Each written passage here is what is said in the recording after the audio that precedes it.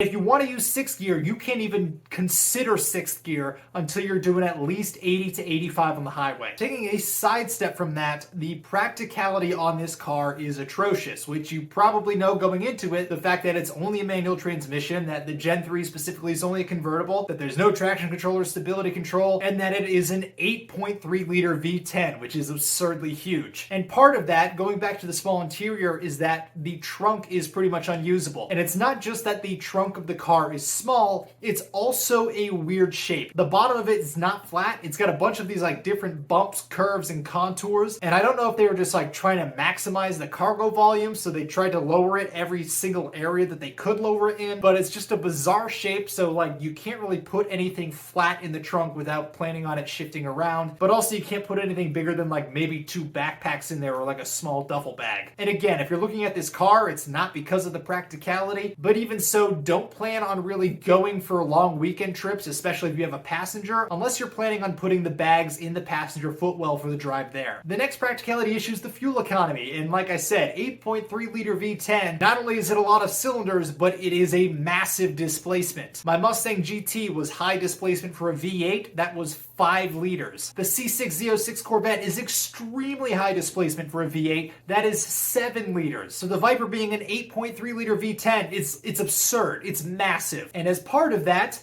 you get fuel economy that corresponds with it. So I personally check the fuel economy that I get every single time I fill up. The Viper doesn't have a trip meter. I actually write down the odometer reading every single time I fill up. Then I do the math of the current reading versus the last time I stopped for gas, and then based on how many gallons I put in, I calculate the actual fuel economy. So I do this for every single trip. I have never gotten better than 12.9 miles per gallon. And that was going as soft as I possibly could, driving it to work, doing my best to hypermile it, going like 75, 80 in 6th gear, just like really lugging the engine. But the problem is it's such a big engine, just to keep it running just consumes so much fuel. So I think if I did a bunch of the tune-up stuff and I changed the spark plugs and the wires and all that, it would probably go up a little bit, but I have no idea who gave it the 21 mile per gallon EPA estimate, because that guy was probably on a ridiculous amount of drugs. There is no feasible way that I can think of that I could realistically observe that, unless I had like 3 cars shielding the wind with like 20-foot tall deflectors and I was just going in the draft. And also they had tow straps to pull me and the engine was off. Like there's no way to meet that. Just the size of the engine requires that much fuel to keep running even at the really low RPMs. Like it's ridiculous. But on the flip side of that is, because it's so powerful, it doesn't struggle at all to keep the car moving at fast speeds. So like nothing is a workout for the car, which means driving it aggressively, doing spirited driving, your fuel economy really doesn't get worse. So if you did like a track day or something, you would probably get like 4 or 5 miles per gallon, something really bad. But spirited street driving, which is still not nearly as aggressive as track driving is, I still get high 11 to low 12 miles per gallon. So usually 11.8 to like 12.4. So you can drive like a little bit of a dick and get like 12 miles per gallon, or you can drive like you're 102 years old and get 12.8, at which point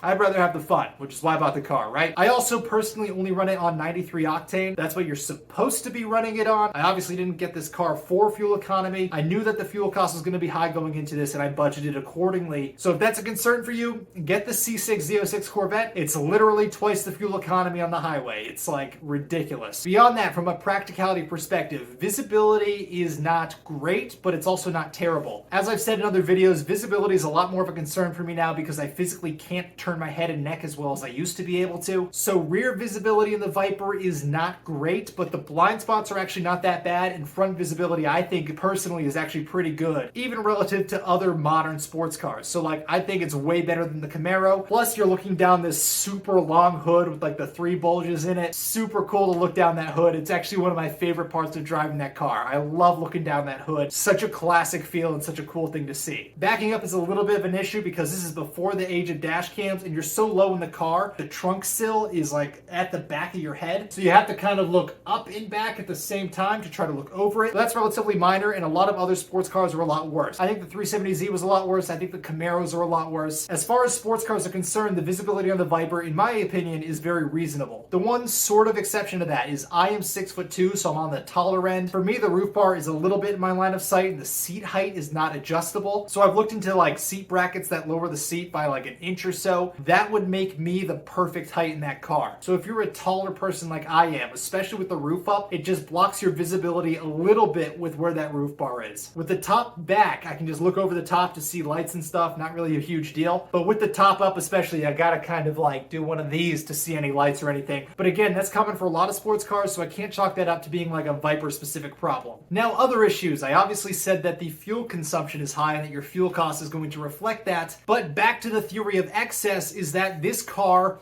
uses a ridiculous amount of oil. I mean, downright ridiculous. For a point of reference, my 2002 WRX used 4.8 quarts of oil, which is a lot for a 4-cylinder. A 2017 Toyota Highlander will use 5.8 quarts of oil, which is pretty typical for an SUV. The 2006 to 2008 Corvette Z06s use 8 quarts of oil, or 2 gallons of oil. Again, that is a ridiculous amount, and that is a high-performance car, which is why it uses so much. Even so, the Gen 3 Viper uses 11 quarts of oil. 11 quarts! Almost 3 gallons of oil per oil change. So compared to the competing C6 Z06 Corvette, it uses twice the fuel and almost 40% more oil. So when I talk about excess, this is the type of stuff I mean, and that contributes a lot to your long-term running cost. So once again, if long-term cost is a real big concern for you, get the C6Z. Not a question, get that. But for me, the Viper was always my dream car. It's a lot more special of a vehicle to me. So for that reason, it was worth the extra cost for me. And because I planned ahead and kind of knew these extra costs going into it, and because I budgeted accordingly, for me, it was worth the extra cost because I knew they were coming and because I put myself in a position specifically so I could afford them. But I guarantee you that is not the case for everyone, and the C6Z is an excellent choice to consider if you're in the market for something like this. And there's a lot of things that make it a lot more special to me. So for example, the fact that it's got a V10, I think that's a lot more unique than having a V8. The sound of the Viper with the V10 is a lot more unique, so anytime a Corvette pulls up, you can tell it's still got that small block Chevy sound. The Viper just has a way more distinct engine note, and in my opinion, the Viper is just way more special to drive, and every single time you take it out, it is an absolute occasion. As I said before, it's the only car I've ever driven, that I've ever experienced, that is so involved and so raw and so demanding as you drive it, that it forces you to be so involved in this moment, in this experience, that it completely removes you from your day-to-day and lets you forget about everything else in your life and forces you to just focus on and be involved with that specific moment. Your other problems kind of dissolve and you get a momentary escape from those, which is exactly what I was looking for with this car. There's no other car that I've personally driven that can distract you from your day-to-day life